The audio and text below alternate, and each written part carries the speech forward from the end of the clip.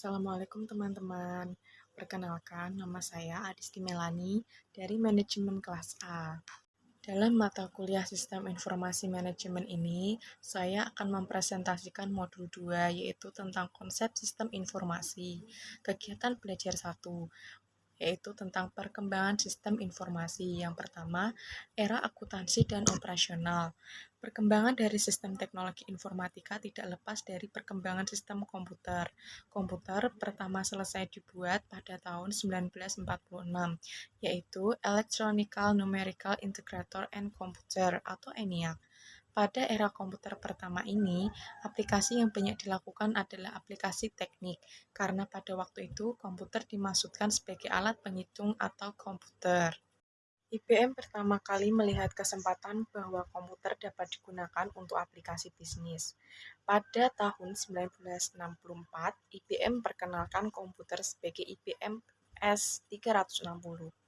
IBM memberi nama S360 yang artinya Sistem 360 dengan maksud komputer ini dapat melayani semua aplikasi sepanjang 360 derajat atau satu lingkaran penuh. Maksud satu lingkaran ini adalah separuh lingkaran untuk aplikasi teknik dan separuh lingkaran lainnya untuk aplikasi bisnis. Sejak dikenalkannya IBM S360, komputer mulai digunakan untuk aplikasi bisnis yang merupakan tonggak awal sistem teknologi informasi. Aplikasi bisnis pada awal tahun ini masih merupakan aplikasi untuk sistem pengolahan transaksi atau SPT, atau Transaction Processing System, atau TPS. Aplikasi TPS digunakan untuk merekamkan data aplikasi bisnis ke dalam basis data atau database, yang selanjutnya dari basis data ini dapat dihasilkan laporan-laporan operasi bisnis. Laporan-laporan dari hasil basis data pada periode ini banyak berupa informasi pencatatan nilai atau score keeping information untuk manajemen level bawah. Laporan-laporan yang berisi informasi pencatatan nilai digunakan oleh yang pertama, mereka yang terlibat transaksi, misalnya pelanggan yang menerima faktur, karena pemesanan barang dan pengirim barang yang menerima informasi perintah pengirim barang. Yang kedua, manajer-manajer level bawah yang menggunakan informasi ini untuk pengendalian operasi. Misalnya mandor untuk mengontrol karyawan yang tidak masuk dan supervisor penjualan yang mengontrol penjualan harian. Yang ketiga, stakeholder yang meminta pertanggungjawaban manajer. Misalnya shareholder, kreditor, dan pemerintah yang meminta laporan keuangan yang berupa ringkasan transaksi keuangan perusahaan.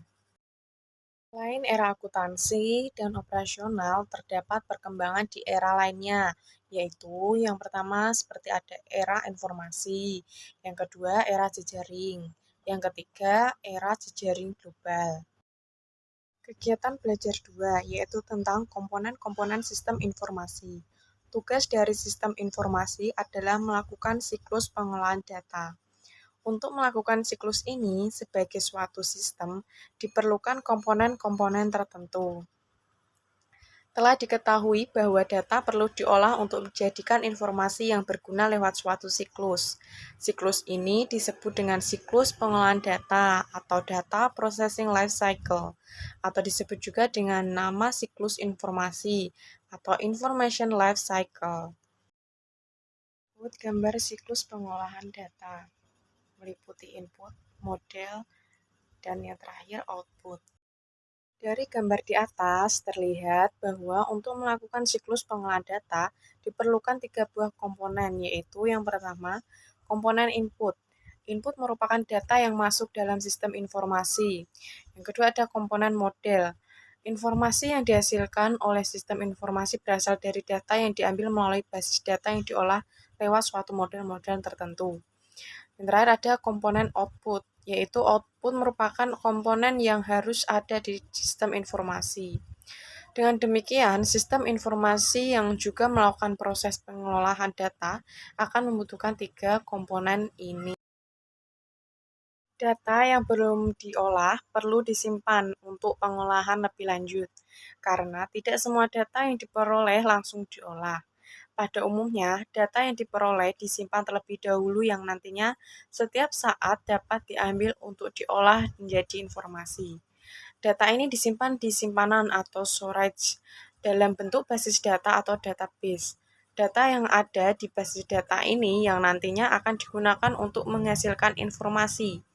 Siklus pengolahan data yang dikembangkan ini disebut dengan Extended Data Processing Life Cycle. Untuk sistem informasi perlu ditangkap dan dicatat di dokumen dasar. Dokumen dasar atau short dokumen merupakan formulir yang digunakan untuk menangkap atau capture dari data yang terjadi. Dokumen dasar sangat penting dalam arus data sistem informasi. Komponen input. Dokumen dasar ini dapat membantu penanganan arus data sistem informasi sebagai berikut. 1. Dapat menunjukkan macam-macam data yang harus dikumpulkan dan ditangkap. Yang kedua, data dapat dicatat dengan jelas, konsisten, dan akurat. Yang ketiga, dapat mendorong lengkapnya data akuntansi disebabkan data yang dibutuhkan disebutkan satu persatu dalam dokumen dasarnya. Yang keempat, bertindak sebagai pendistribusi data karena sejumlah tembusan dari formulir-formulir tersebut dapat diberikan kepada individu-individu atau departemen-departemen yang membutuhkannya.